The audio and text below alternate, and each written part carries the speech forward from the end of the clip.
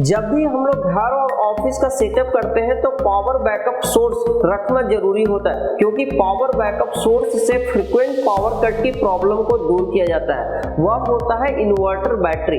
कहीं पर inverter battery रहता है, कहीं पर जनरेटर का इस्तेमाल किया जाता है, लेकिन मोस्ट ऑफ कमर्शियल सेक्टर में हम बात करें तो जनरेटर और इन्वर्टर बैटरी दोनों लगा के काम किया जा रहा है। आज के दिन में जो लोग लेटेस्ट टेक्नोलॉजी का इन्वर्टर बैटरी ढूंढ रहे हैं उनके लिए हमारे पास Camel 148 volt lithium ion inverter battery है। इसी के बारे में आज हम पूरी जानकारी प्राप्त करेंगे। तो इस वीडियो में हम जानेंगे इस बैटरी के रिलेटेड बहुत सारे टेक्निकल इंफॉर्मेशन और उसको चार्ज करने के लिए कौन सा इन्वर्टर लगाना सुटेबल होगा, इसका बैकअप टाइम कितना होगा, चार्जिंग टाइम कितना होगा और इसको लगा के बिजली का बिल कैसे कम कर सकते हैं और फ्रीक्वेंट पावर कट की प्रॉब्लम को दूर कैसे कर सकते हैं। तो इस वीडियो में पूरी जानकारी प्राप्त करें तो वीडियो को आप लास्ट तक देखें। सबसे पहले आप ये कैलकुलेट करें कि आपके पास फ्रीक्वेंट पावर कट कितने घंटे की होती है। नॉर्मली इंडिया में 2 घंटे से लेके 8 घंटे तक की फ्रीक्वेंट पावर कट होती है। तो उस हिसाब से यदि आप मेट्रो सिटी में हैं तो फ्रीक्वेंट पावर कट 2 घंटे की होती है, 2 मिनट 5 मिनट का। यदि आप रिमोट एरिया में हैं तो वहां पर समर के टाइम में पावर कट की ड्यूरेशन काफी लंबा हो जाता है, तो उस हिसाब से बैटरी की कैपेसिटी आप डिसाइड कर सकते हैं। जनरली जो भी बैटरी होती है, एक नॉर्मल एवरेज लोड जो होता है रेसिडेंशियल में 400 वाट पर कैलकुलेट करते हैं, क्योंकि उनका एवरेज पावर कंजम्पशन 400 वाट का होता है। यदि आप कमर्शियल में चले जाएंगे तो कमर्शियल में यदि आपके पास एक 50 पीपल टीम का है ऑफिस, तो वहां पर आप कैलकुलेट कर सकते हैं ऐसे जिसमें लैपटॉप कंप्यूटर इसे चलता है तो लगभग 3000 वाट तक का लोड चलता है। तो उस हिसाब से बैटरी की कैपेसिटी आप डिसाइड करते हैं। तो वहां पर आप यदि हम कमर्शियल के पॉइंट ऑफ व्यू से बताएं तो यहाँ पर यदि 3000 वाट का रियल पावर कंजम्पशन है तो आप फ्रीक्वेंट पावर कट नॉर्मली 2 घंटे से लेके 4 घंटे की होती है। तो आप कम से कम 10 किलोवाट आवर का बैटरी लगाते हैं तो आपके पास 3 घंटे से 3.5 घंटे की पावर बैकअप होगा। यदि आप रेसिडेंशियल में चले जाते हैं तो रेसिडेंशियल में 400 वाट के हिसाब से आप 4 घंटे के पावर कट के लिए एक बैटरी आपके लिए सफिशिएंट होगा, क्योंकि आप 1600-1800 वाट स्टोरेज के यदि आप बैटरी रखते हैं तो आपके घर में मतलब 3-4 घंटे का बैकअप वो दे देगा। इस हिसाब से आप बैटरी की कैपेसिटी डिसाइड कर सकते हैं। दैट मीन्स कि जितने घंटे का पावर कट है और जितना लोड हम चलाना चाहते हैं उसको मल्टीप्लाई कर देंगे तो बैटरी की कैपेसिटी कैलकुलेट हो जाएगा। अब यहाँ पर बात आती है कि जो बैटरी की कैपेसिटी हम डिसाइड किए वो बैकअप कितना देगा, क्योंकि बैटरी का डायरेक्ट रिलेशन बैकअप से होता है। तो वहां पर आपको ये फार्मूला जानना है कि जितना की बैटरी की कैपेसिटी है वो टेक्नोलॉजी पर डिपेंड करता है। यदि आप लीड एसिड बैटरी में जाते हैं तो लीड एसिड बैटरी की जो इफिशियंसी है वो 70 to 80% की होती है। यदि आप लिथियम आयन बैटरी में जाते हैं तो उसका 98 to 100% की इफिशियंसी होती है। तो वहां पर जितना स्टोरेज है और जितना आपके घर का लोड है उसको आप डिवाइड कर देंगे तो उतने आवर का बैकअप निकल के आएगा। सपोज दैट कि हमारे पास ये 5 किलोवाट आवर का बैटरी है और इसको हम कमर्शियल में लगाते हैं, जैसे कमर्शियल का हम एवरेज बताए कि 3000 वाट का है, तो लगभग 5000 डिवाइड बाई 3000 करके जो आपके पास जो एग्जैक्ट नंबर आएगा उतना ये बैटरी बैकअप देगा। तो और रेसिडेंशियल में चले जाएंगे तो एक 150 एच की जो बैटरी होती है उसमें जो स्टोरेज होता है 1800 वाट का होता है, तो 400 से आप डिवाइड करेंगे तो आपको लगभग 3.25 घंटे का बैकअप मिलेगा। और ये बैकअप जो होता है बैकअप आप ऑप्टिमाइज कर सकते हैं। उसके लिए ये बैटरी में IoT बेस्ड डिवाइस आता है जिसमें आप ये चेक कर सकते हैं कि आपके पास जो रियल टाइम में पावर कंजम्पशन कितना हो रहा है, उस हिसाब से अपने बैटरी की बैकअप को ऑप्टिमाइज कर सकते हैं।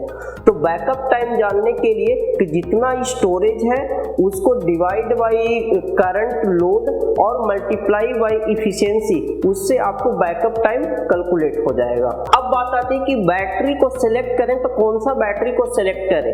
यह डिपेंड करता है बजट के ऊपर और पर्पस के ऊपर। यदि आप कमर्शियल ओनर हैं, यदि आप ऑफिस चला रहे हैं, स्कूल चला रहे हैं और आपको माइंड में है कि हमें ऐसा बैटरी चाहिए जो कम स्पेस, लाइट वेट हो, मेंटेनेंस फ्री हो, फास्ट चार्जिंग हो, तो आप लिथियम आयन बैटरी में जा सकते हैं, क्योंकि ये फीचर आपको लिथियम आयन में मिलेगा। यदि आप रेसिडेंशियल यूजर हैं और आप चाहते हैं कि हमें ये सब नहीं चाहिए, सिर्फ हमें बजट फ्रेंडली बैटरी चाहिए, तो आप लीड एसिड में जा सकते हैं, क्योंकि आपको उसमें एक बार आप इंस्टॉल कर देंगे और आपको ईयर ऑन ईयर आपको वाटर फिलिंग करते रहेंगे, तो आपकी जो बैकअप है वो मेंटेन रहेगी, उसमें कोई दिक्कत नहीं होगा। लेकिन आप कमर्शियल में जा रहे हैं तो आपके लिए बेस्ट बैटरी ये है। अब इन्वर्टर बैटरी की कनेक्शन के लिए आपको सिंपल, जैसे कि आप अपने घर में इन्वर्टर बैटरी कनेक्ट करते हैं, उसी तरीके से इन्वर्टर बैटरी को कनेक्शन के लिए यहाँ पर कुछ चेंजेज है, क्योंकि अभी तक जो इन्वर्टर बैटरी लगता था, जिससे घर के जो अप्लायंसेस जैसे टीवी, फैन, लाइट, मतलब हैवी अप्लायंसेस नहीं चलता था। ये इन्वर्टर बैटरी यदि 5 किलोवाट का यदि आप लेते हैं तो इस इन्वर्टर बैटरी पर आपका हैवी अप्लायंसेस जैसे कि एसी हो गया, सबमर्सिबल पंप हो गया, इंडक्शन हो गया, ये सब अप्लायंसेस के साथ साथ आपके बेसिक अप्लायंसेस भी चलेंगे। लेकिन इसके कनेक्शन के लिए आपको जब इन्वर्टर बैटरी इंस्टॉल होता है तो वहाँ पर आपके कुछ कनेक्शन वायरिंग चेंज करवाना पड़ता है। तो जब आप इंस्टॉल करवाते हैं तो उस समय आप घर के एग्जिस्टिंग जो करंट है वो वहाँ पर इंस्टॉलेशन टीम है उनको बोल के आप कनेक्ट करवा सकते हैं। और इस इन्वर्टर बैटरी को कनेक्ट करने के लिए पॉजिटिव निगेटिव टर्मिनल यहाँ पर दिया हुआ है और इसका जो इनपुट है डीसी इनपुट यहाँ पर दिया हुआ है। तो यहाँ पर सिंपल 16 स्क्वायर mm का वायर रहता है, जिससे ये इन्वर्टर बैटरी कनेक्ट हो जाता है और इसका फाइनल आउटपुट आपके ग्रिड के साथ कनेक्ट कर दिया जाता है। तो इस तरीके से ये इन्वर्टर बैटरी का इंस्टॉलेशन होता है। अब हम बात करते हैं कि एक इन्वर्टर बैटरी खरीदने में कितना खर्च और उसका कितनी लाइफ होती है।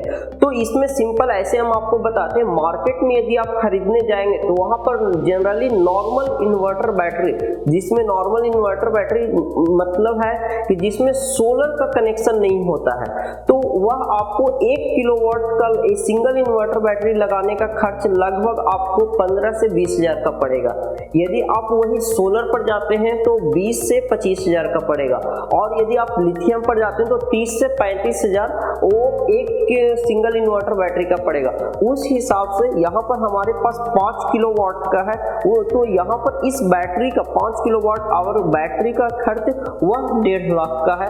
और इसके साथ इन्वर्टर आपको एडिशनल परचेज करना पड़ता है और इस इन्वर्टर से आप इस बैटरी को चार्ज करते हैं, जिसका खर्च इसका लगभग 1 लाख का है और यह हाइब्रिड इन्वर्टर है। अब हम बात कर लेते हैं कि एक इन्वर्टर बैटरी की लाइफ कितनी होती है। तो एक इन्वर्टर बैटरी की लाइफ लगभग 3 साल से स्टार्ट होकर लगभग 5 साल की है। वह आपको डिपेंड करता है कि आपका यूज कैसा है। जैसे कि आप मेट्रो सिटी में है तो मेट्रो सिटी में फ्रीक्वेंट पावर कट नहीं होती तो बैटरी की लाइफ ज़्यादा रहती है। यदि आप रूरल इंडिया में है जहाँ पर पावर कट ज़्यादा है तो बैटरी की लाइफ जो वारंटी रहता है उतना ही चल पाता है या उससे 1 साल एक्स्ट्रा चल पाता है। तो उस हिसाब से आपका उसमें खर्च रहता है। अब है कि बैटरी में इन्वर्टर बैटरी जब हम लेते हैं तो उसका रीसेल वैल्यू होता है। तो बैटरी इन्वर्टर बैटरी में जो रीसेल वैल्यू है, आप जनरली जितने भी इन्वर्टर बैटरी खरीदते हैं उसका 30% आपको फिर से यूज करने के बाद मिल जाता है। लेकिन लिथियम के केस में ऐसा नहीं है। लिथियम में इसका जो पर केजी के हिसाब से जितना केजी का बैटरी होगा उतना ही आपको जितना भी नॉर्मली मार्केट में रेट चलेगा उस समय उतना आपको मिल जाएगा। उम्मीद करते हैं कि इस वीडियो में हम आपको इन्वर्टर बैटरी की बेसिक इन्फॉर्मेशन दिए हैं। यदि आपके माइंड में कुछ क्वेश्चन है तो वीडियो के कमेंट सेक्शन में पूछें और इसका रियल यूज केस यदि आप वीडियो देखना चाहते हो तो हमारे चैनल पर बहुत सारे वीडियो पड़े हुए हैं इस बैटरी और इन्वर्टर का, वहां पर जाके आप देख सकते हैं। यदि हमारे चैनल पर आप नए हैं तो चैनल को सब्सक्राइब करें। मिलते हैं अगले वीडियो में। Thank you so much.